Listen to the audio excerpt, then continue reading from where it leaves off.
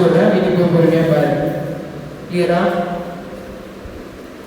Securities premium receive பண்ணாதது என்ன பண்ணணும்? Reverse பண்ணணும். ரிசீவ் பண்ணதை எதுவுமே பண்ண தேவையில்லை. கிளியரா? அந்த ஷேர் ஃபர்ஃபீச்சர் கிரெடிட் பண்ணுறது என்னது? நமக்கு ப்ராஃபிட். கிளியரா? அண்ட் இங்கே வந்து ப்ரீமியம் ரிசீவ் பண்ணியிருந்தா ப்ரீமியம் டெபிட் பண்ணக்கூடாது. பாரு, ப்ரீமியம் தவிர்த்து எல்லாமே போட்டிருப்பாங்க. ரிசீவ் பண்ணியிருந்தா ரிசீவ் பண்ணாத ப்ரீமியம் மட்டும் தான் டெபிட் பண்ணணும். And calls in arrears use பண்ணியிருந்தா இது எல்லாத்துக்கும் பதில் என்ன பண்ணணும்? கால்ஸ் இன் அரியர்ஸ் யூஸ் பண்ணணும்.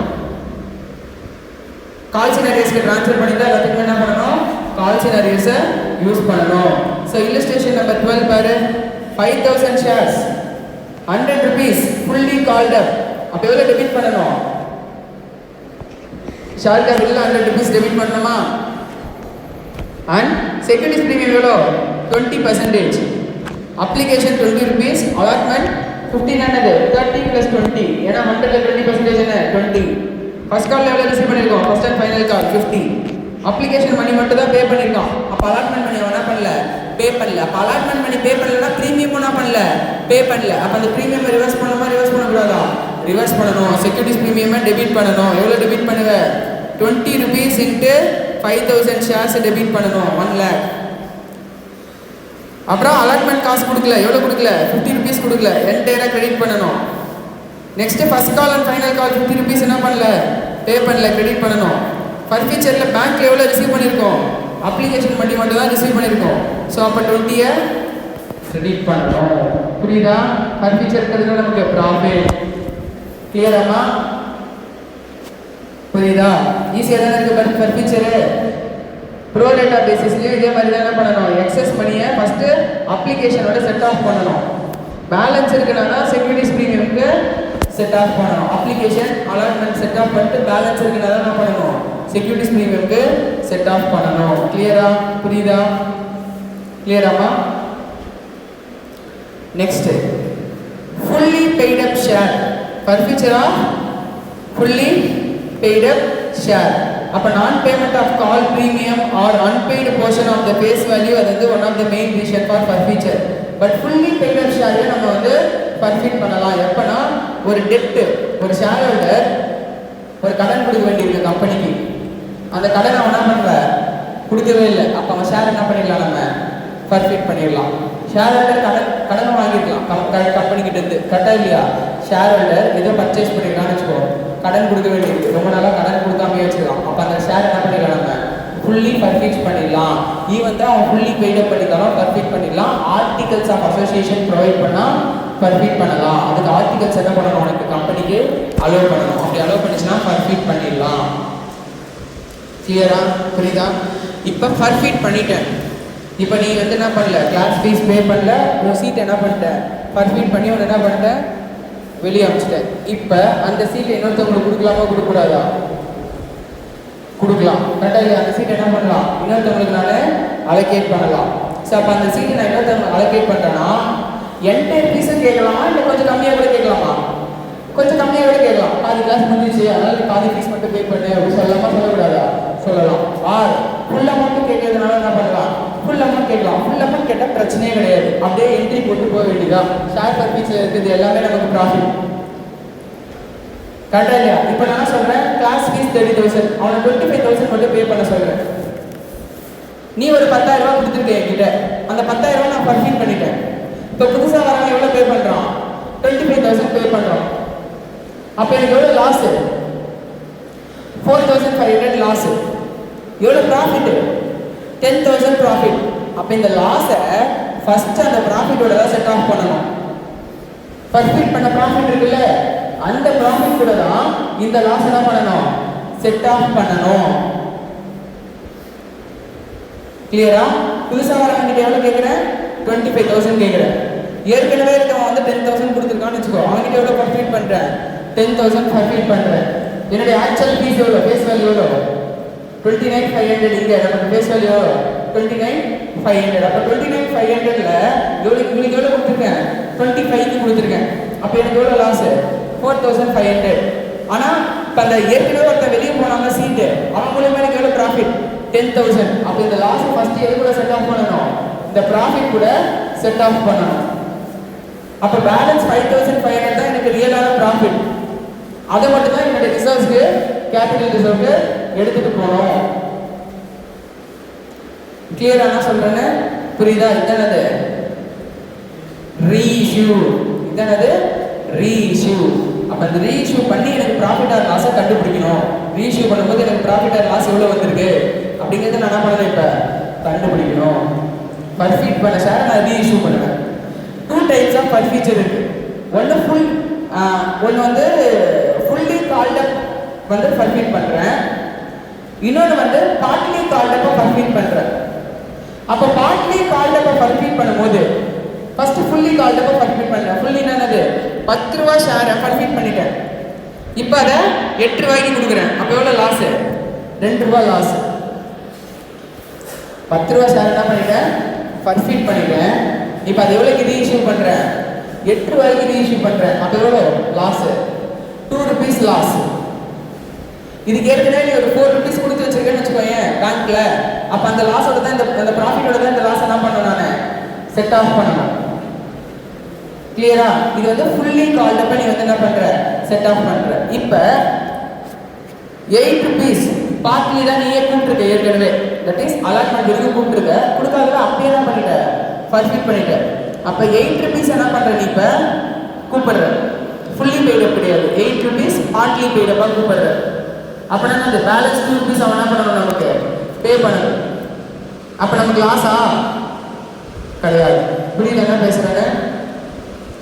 ஆர் 8 rupeesக்கு 7 rupees அவனுக்கு இஷ்யூ பண்ணியிருக்கேன்.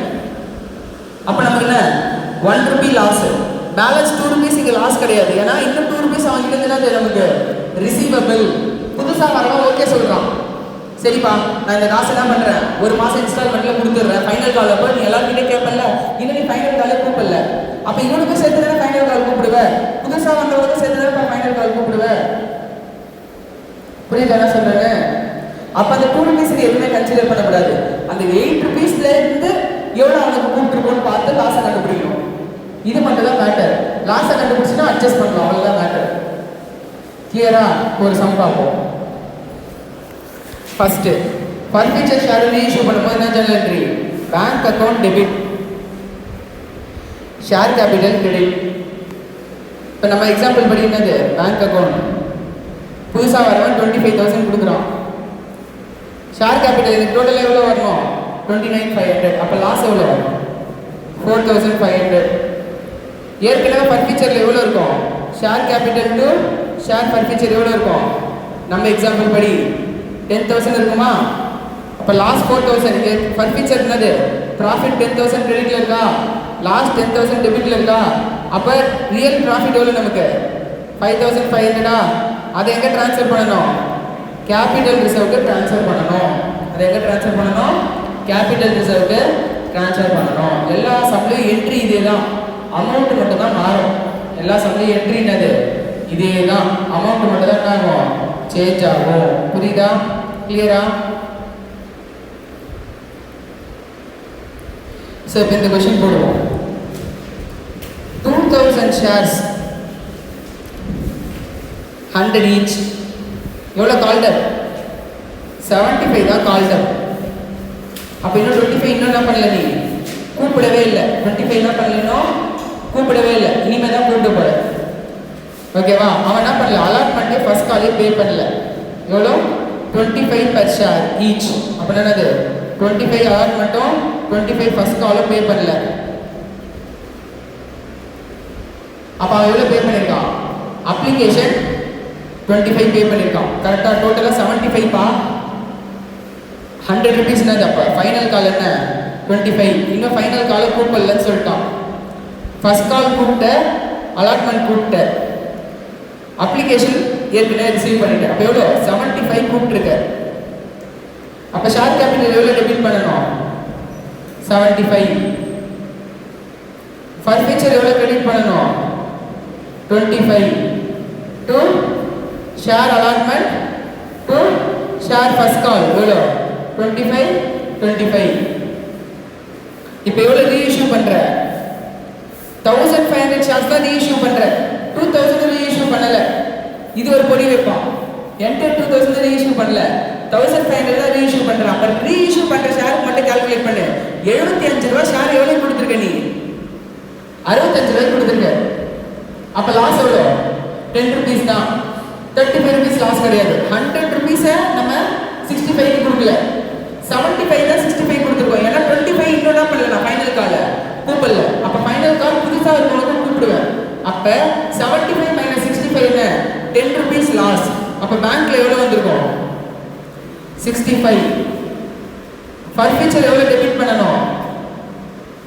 10 லாஸ். இது என்னது? லாஸ். அண்ட் ஷேர் கேபிட்டல் எவ்வளவு கிரெடிட் பண்ணணும்? 75.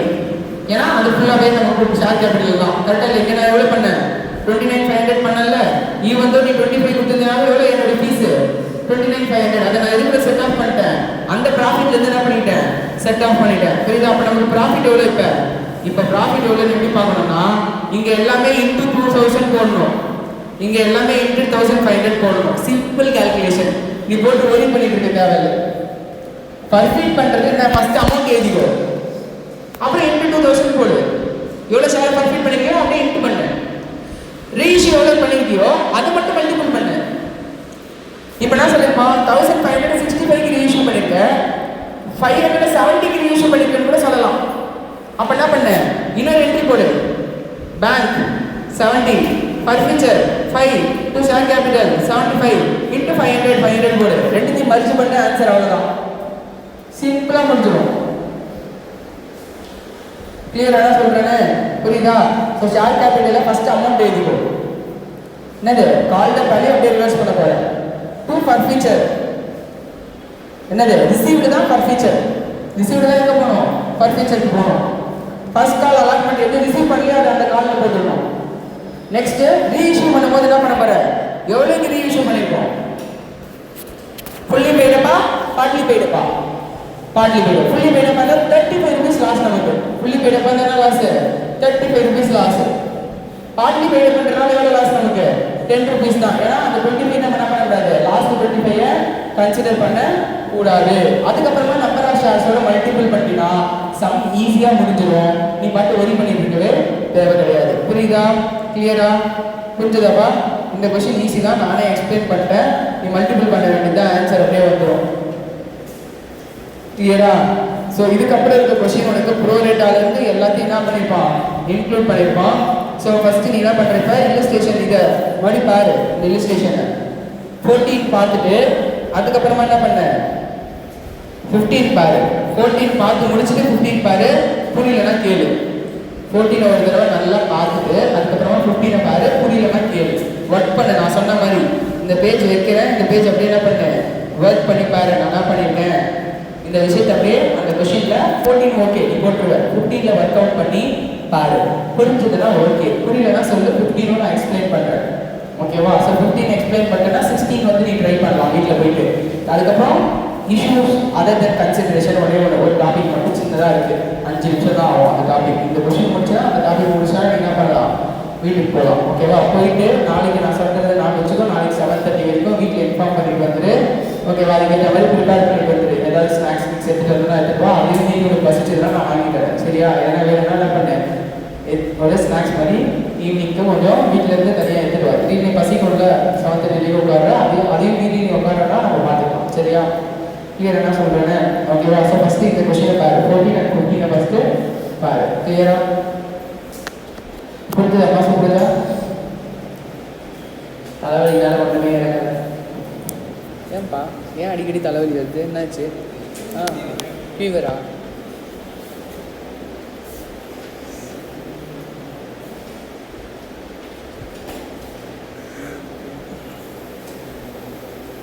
வீட்டுக்கு போய் நோட்ஸ் எடு. என்ன பண்ணியிருக்கோம், என்ன என்ட்ரி ப்ராக்கெட் போட்டு என்னென்ன அமௌண்ட்டு என்ன பண்ணணுன்றத நோட்ஸ் எடு. அப்போ தான் ஈஸியாக இருக்கும். சரியா? ஈஸி சாப்டர், அழகாக 10 மார்க்ஸ் ஸ்கோர் பண்ணலாம். டிபெஞ்சர்ஸ்லாம் கேட்குறது டவுட்டு தான். ஓகேவா? இதில் 6 யூனிட் 5 யூனிட்லேருந்து 2 கொஷின் தான் வரும். சரியா? 5 யூனிட்லேயும் 30 மார்க்ஸ் கூட கேட்டாங்கன்னு நினைக்கிறேன். லாஸ்ட் டைம் 3 கொஷின் கேட்டான்னு நினைக்கிறேன். 3 2 லாஸ்ட் டைம் 2 தானா? ஓகே 2 தான் பரவாயில்ல. 3 கேட்டானா உனக்கு முடிஞ்சிச்சு கதை. கிளியரா? ஸ்டார்டிங் எதுவும் கேட்க சார், நான் செக் பண்ணுறேன் மறுபடியும் பேப்பரை. வச்சுருக்கியா கொஷின் பேப்பரு? அதான் இருக்கா? இப்போ வச்சுருக்கிய வீட்டில் இருக்கா? சரி, நாளைக்கு வரும்போது எடுத்துகிட்டு வாப்பா.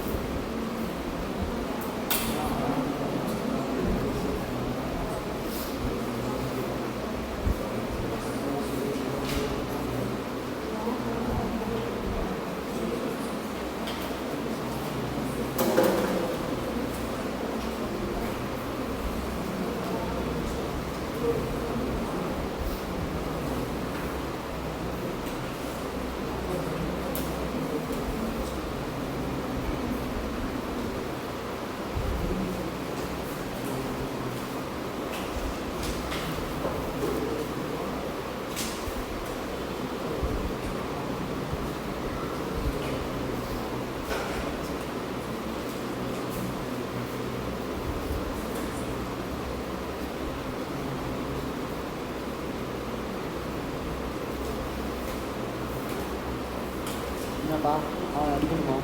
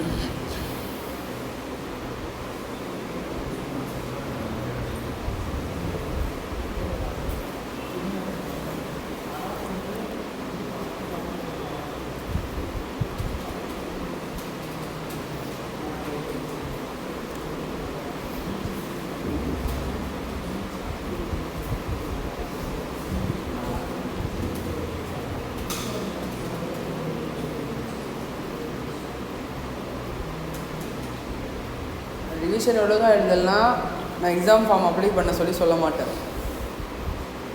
சரியா? கிளியரா?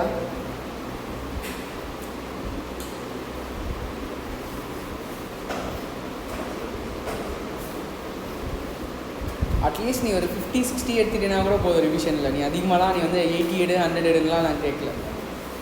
சரியா? ரிவிஷனில் ஒரு 50-60 எடுத்தினாலே எனக்கு போதும். அதுக்கப்புறம் படிக்க வச்சுருவேன், ஒன்றும் பிரச்சனை இல்லை. பட் ரிவிஷன்லேயே நீ 50-60 எடுக்கலைன்னா இன்னும் நீ எதுவுமே படிக்கலன்னு அர்த்தம். அப்போ நீ படிக்கலைன்னா நெக்ஸ்ட் டைம் என்ன பண்ண மாட்டோன்னே, இந்த அட்டெம்ப்ட் எழுத வேணாம் அப்படின்னு சொல்லிடுவேன், நெக்ஸ்ட் அட்டெம்ப்ட் எழுதுன்னு சொல்லிடுவேன். கிளியராக என்ன சொல்கிறேன்னு, கொஷின் பேப்பர் நான் தான் செட் பண்ணுவேன். உனக்கு ஆன்லைன்லேருந்து எந்த கொஷின் பேப்பரும் வராது.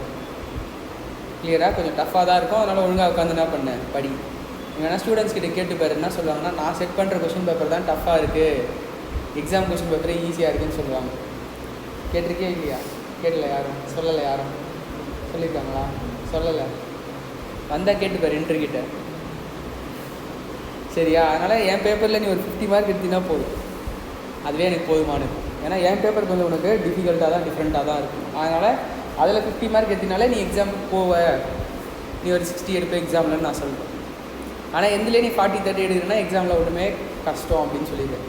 அதுக்கேற்ற மாதிரி ஒன்றும் ஃபெயில் ஆயிடுவேன்னு கிடையாது. என்னென்னா அடுத்த அட்டெம்ப்ட் எழுதுனா தான் பாஸ் பண்ண முடியும். இந்த டைமில் உன்னால் என்ன பண்ண முடியாது, ரிவைஸ் பண்ண முடியாது. இந்த டைமுக்குள்ளே ரிவைஸ் பண்ணோன்னா அப்போ நீ ஃபஸ்ட் லெவல் ஆஃப் ரீடிங் நல்லா பண்ணியிருந்தால் தான் அந்த டைமுக்குள்ளே என்ன பண்ண முடியும், ரிவைஸ் பண்ண முடியும். சரியா? ஸோ அதை நான் ரிவிஷன் பார்த்துட்டு உனக்கு என்ன பண்ணுறேன் சொல்கிறேன். ரிவிஷன் எக்ஸாம் பார்த்துட்டு ரிஜிஸ்டர் பண்ணலாமா வேணாம், எதுக்கு போய் சும்மா ஃபெயில் ஆகிட்டு வரணும், எதுக்கு 1500 வேஸ்ட்டாக ஐசிஐ கட்டணும். கரெக்டாக இல்லையா? சும்மா போய் ட்ரை பண்ணிட்டு வருது லக்கான நம்ம. இப்போ போருக்கு போயிட்டு சாவு போகிறேன்னு தெரிஞ்ச போயின்னா யூஸ் இருக்குது. அந்த மாதிரி தான். சரியா? கையில் எந்த ஆயுதத்தையும் எடுத்துக்காமல் சாவு போகிறேன் நான் போய் ட்ரை பண்ணிட்டு வரேன், ஏமா அடிக்கிறான்னு பார்க்க அப்படி சொல்ல முடியாது. கரெக்டாக இல்லையா? ஸோ அதனால் நல்லா படிச்சுட்டு வா. ஓகேவா? நல்லா படிச்சுட்டு வந்து ட்ரை பண்ண.